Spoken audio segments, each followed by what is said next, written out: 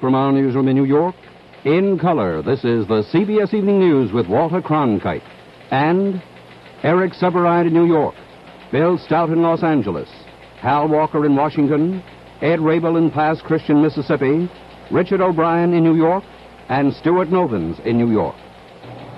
Good evening. It's already Christmas Day in the Holy Land where the Prince of Peace was born, but there was no peace today in the Middle East as Israeli planes once again hit Egyptian targets and Israeli troops armed with automatic weapons guarded Bethlehem. The continuing Arab-Israeli strife has opened new bitterness in the Arab ranks. Arab headlines today called the 14-nation summit that broke up last night in Rabat, Morocco, a fiasco and a defeat. Stuart Novins narrates a film report on that meeting. What had started on a note almost of triumph ended on a note very like despair. The closing session, a mere 10 minutes long, almost did not take place. And the closing address by Morocco's King Hassan could not disguise the fact. Once again, Arab leaders had failed to unite in the death struggle against Israel. Three of the most militant Arab states, Syria, Iraq, and South Yemen, boycotted the closing session. Egypt's President Nasser came, but only after walking out of an earlier meeting, the overt act that threw the conference into disarray. The key issue, money. The refusal of such oil-rich Arab states as Saudi Arabia and Kuwait to increase their financial support of the war machines of the lands bordering Israel. Tomorrow, President Nasser visits Algeria as the Arab states begin trying to pick up the pieces of the Rabat Conference, which opened on such high hopes. Stuart Novins, CBS News, New York. The Vietnam battlefields are reported relatively quiet tonight as both sides observe a Christmas ceasefire. Scattered enemy violations of the short holiday truce have been reported, with unspecified casualties on both sides. The Allied ceasefire is for 1 day, the Viet Cong truce for 3. 4 American soldiers were killed and 5 wounded by a communist landmine Christmas Eve. In Saigon, military police ordered 6 American soldiers to leave a small Christmas Eve anti-war rally because the men were in uniform, contrary to regulations. 7 American civilians were among the 150 protesters who marched from the Saigon Cathedral to the American embassy. 1 Vietnamese was arrested in a scuffle with police.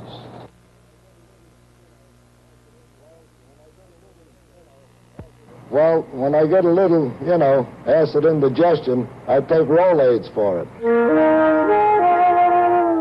I manage a driving range. I teach golf, too. Like Sunday drivers, you have Sunday golfers. You can really get acid indigestion, sort of a burning feeling. So I take Rolaids. They're very good to me. Nothing ever helped my heartburn like Rolaids. Nothing.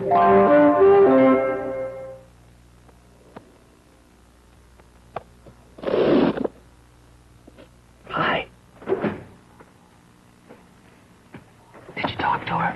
Yeah, but she turned off like I had bad breath. Try this. Listerine. Kills germs that can cause bad breath. Ah, but it's so strong. That's why it works so long. Yeah. Hey, Dick. Shh. Listerine antiseptic. Kills germs, lasts for hours. Those 2 jets loaded with Christmas presents for American prisoners in Vietnam still have not received permission from the North Vietnamese to fly to Hanoi. But another project of Texas billionaire H. Ross Perot moved ahead today at New York's Kennedy Airport. And Richard O'Brien reports. 50 mothers and 100 of their children gathered at New York's Kennedy Airport for the flight to Paris. A gift from billionaire H. Ross Perot of Dallas. The Christmas Eve trip to talk with the North Vietnamese delegation is their one hope that maybe, just maybe, the holiday spirit might prevail. Others have tried this same route and have failed. These mothers have sent a cable to the North Vietnamese compound in Paris asking for a Christmas Day meeting in an effort to get any information about their missing husbands. We want to know, they appealed, we want to know if we are wives or widows. We're hopeful that at this time of year, and particularly I would hope that when the North Vietnamese realize, too, the involvement of our children in this ordeal, this length of time when their fathers have been missing without any confirmation of their status. We're hoping not only because of the season, but again, in in the realization that children too are involved. I'm not sure that children have gone before, and I hope that this would be significant. Hopefully and prayerfully it will result in their seeing us and their giving us the things that we're asking for. What's your name? Tony Jean Krishna. Where are you from, Tony? Danville, Virginia. How old are you? 5 and a half. I'll be 6 tomorrow. How long has your daddy been missing? This is his 3rd year in Vietnam. Are you going to miss Christmas, not being at home? Yes, sir, but it's worth it.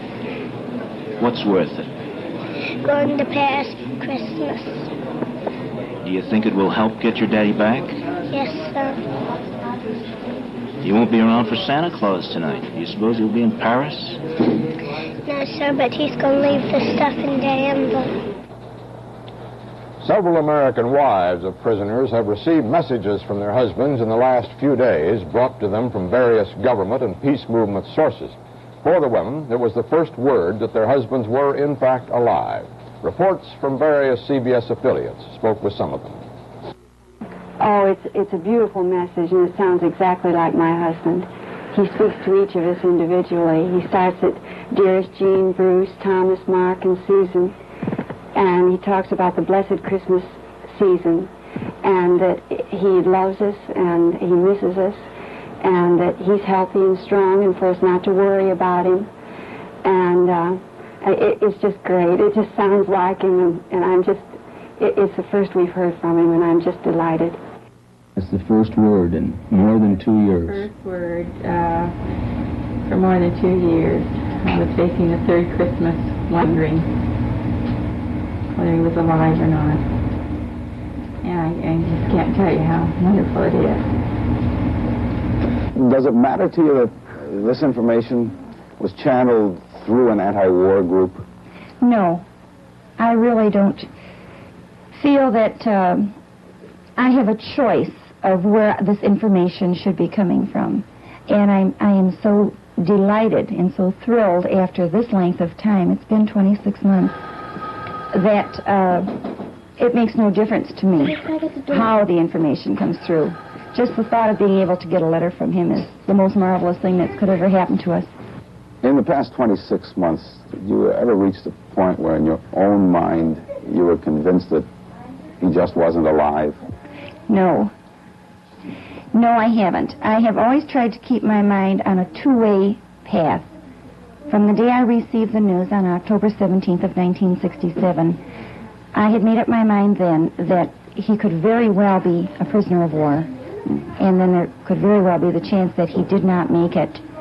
Had you received any advance warning that you were about to get a letter, the very first letter ever received from him while he was in captivity? No, none at all. Could you tell us about the circumstances of finding the letter in the mailbox? Well, it was last Saturday. I went out to the mail about 1:30, and naturally there were a few Christmas cards and Christmas messages from Admiral Moyer, and I saw this envelope, Women's Strike for Peace, which was rather unfamiliar to me, and I opened it, and I saw my husband's handwriting, and I just screamed. I just couldn't believe it after such a long time. And I yelled at the children, and they came running. I said, "We finally got a letter from Daddy," and it was just like a Christmas miracle. I couldn't believe it. What did the letter say? He said that he had received 2 packages that I'd sent, one last Christmas, and one that I had sent in July. He had received in September. And he gave me instructions on mailing further packages. And he said his health was as well as can be expected. And I was very encouraged by his handwriting. It looked very strong and wasn't shaky or anything like that. It's just beautiful to me. Christmas is the time for miracles, and after so long, you just wonder if you're ever going to hear him. To hear it at this time, it's just wonderful. The draft regulation covering conscientious objection received another legal setback in federal court in San Francisco. A judge acquitted a 24-year-old man who refused induction because he opposed the Vietnam War, but not all wars. The Selective Service requires an objector to oppose all wars, but the judge rules that this is unconstitutional. A similar ruling by a federal judge in Boston last April is scheduled to be heard soon by the Supreme Court.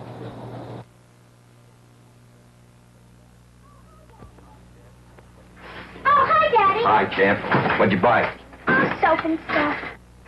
Hey, what'd you get me this for? You know I use deodorant soap. Camay is for ladies who want to smell pretty and feel kind of feminine. And that's not for me.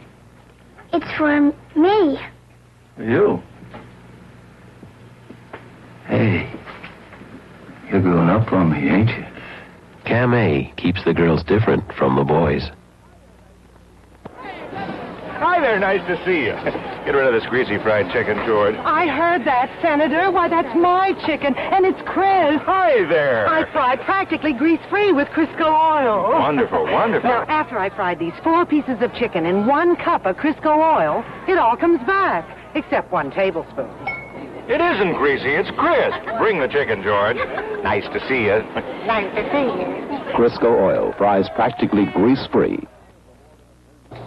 The Pentagon has awarded a $1 billion contract to the McDonnell Douglas Corporation to design and build a new jet fighter, the F-15, for operational use in 1975.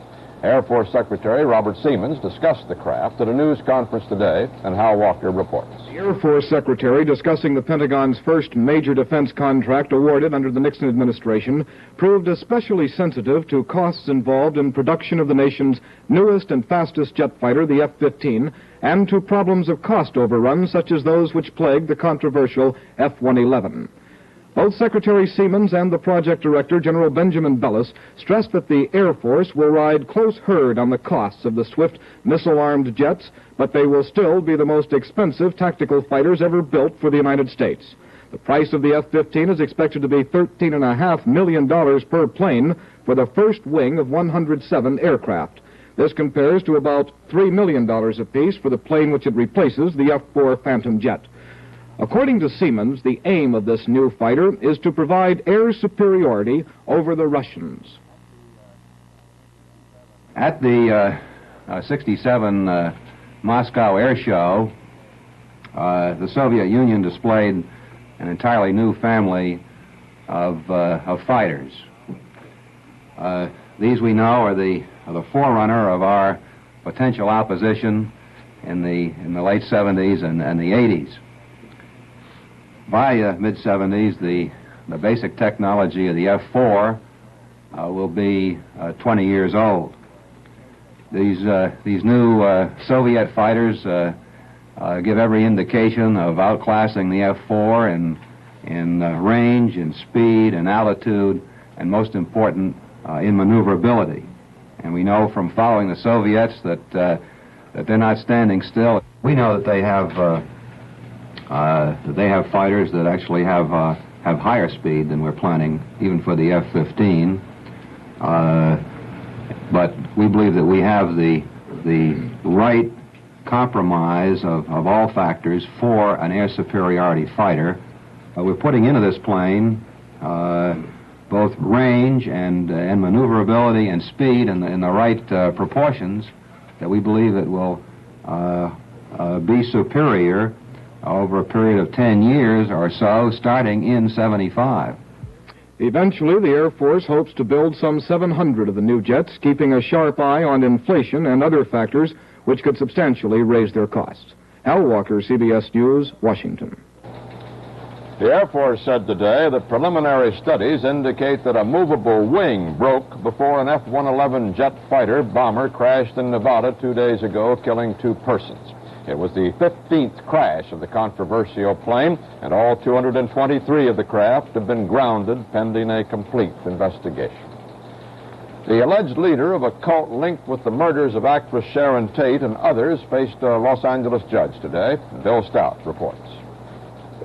A Christmas Eve appearance in court by the hippie leader whose followers called him sometimes God and sometimes Satan. Charles Manson, named in 7 counts of murder, took his insistence that he act as his own lawyer back to Superior Judge William Keene. For nearly an hour, they talked back and forth, the judge trying to persuade Manson he should be represented by counsel. And Manson kept saying no. At one point, Judge Keene said, "I implore you." He called Manson's decision sad and tragic.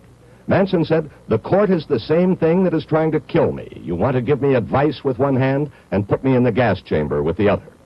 The lawyers Manson chose for his defense tried to join the discussion, but were silenced by the judge until he ruled the accused can act as his own counsel. Joseph Ball, chief counsel for the Warren Commission, was named by the court to talk with Manson about his decision. I do not believe that he has the experience necessary to defend himself against this charge. But he thinks that he can, and I guess it's his choice. Do you think that this case in particular is a bad one for a person to act as his own counsel? Oh, I think that the publicity on this case is nothing less than an outrage. I don't see how Mr. Manson can get a fair trial with the terrible publicity based upon the testimony, I understand, of one person, and Manson says that he is not guilty. And I told him, therefore, in that case, he should have the services of a lawyer, not me. But of a lawyer whom the judge would appoint who was skilled in the trial of a case of this sort. Luke McKissick, one of the lawyers picked by Manson to help him, said that his role in the defense is now unclear, and he attacked the judge's ruling. Judge Key could have honored his request and said, "All right, Mr. Manson, you can represent yourself in conjunction with Mr. Steinberg and Mr. McKissick." That way he would have ensured that this man could have his own voice heard and would also have competent legal counsel. But as it was done today, this man is left without being able to do anything for himself. He has never taken the position that he is adequate to handle his own legal problems in court. He has only taken the position that he wants to humanize himself. He wants to talk to witnesses. He may want to talk to the jury. And so the court has, in effect, ruled in such a way inconsistent with his requests.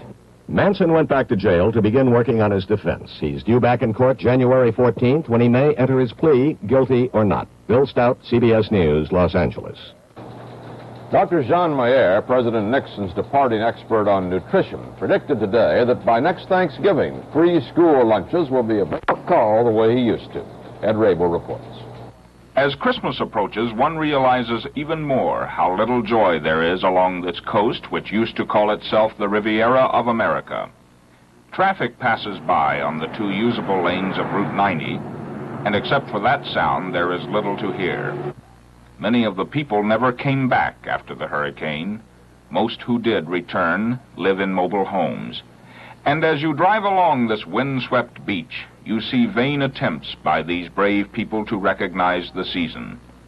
Sharon Ladner and her husband live with their two small children in this trailer on the spot where their home was until the hurricane destroyed it. It doesn't seem like Christmas this year, though. It's kind of depressing when you look outside.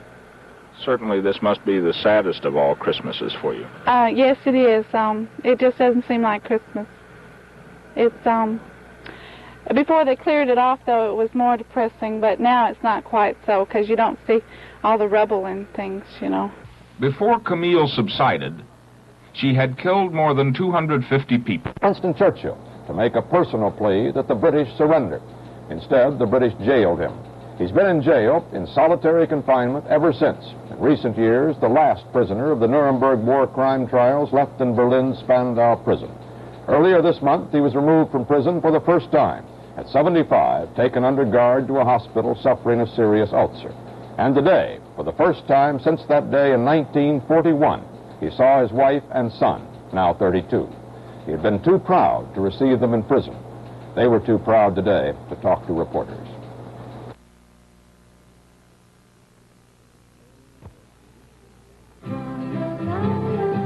Oh, the disadvantages of the Benson & Hedges 100s. They're a lot longer than king size, and that takes some getting used to.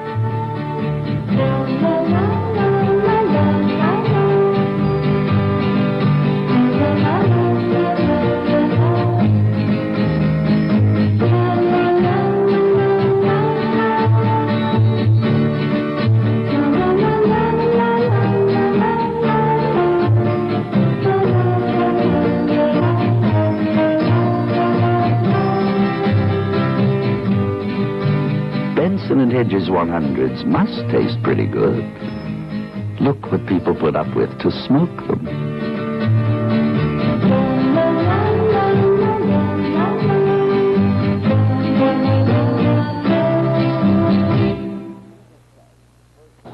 Jesus Christ, whose birthday Christians celebrate tomorrow, was born almost 2,000 years ago.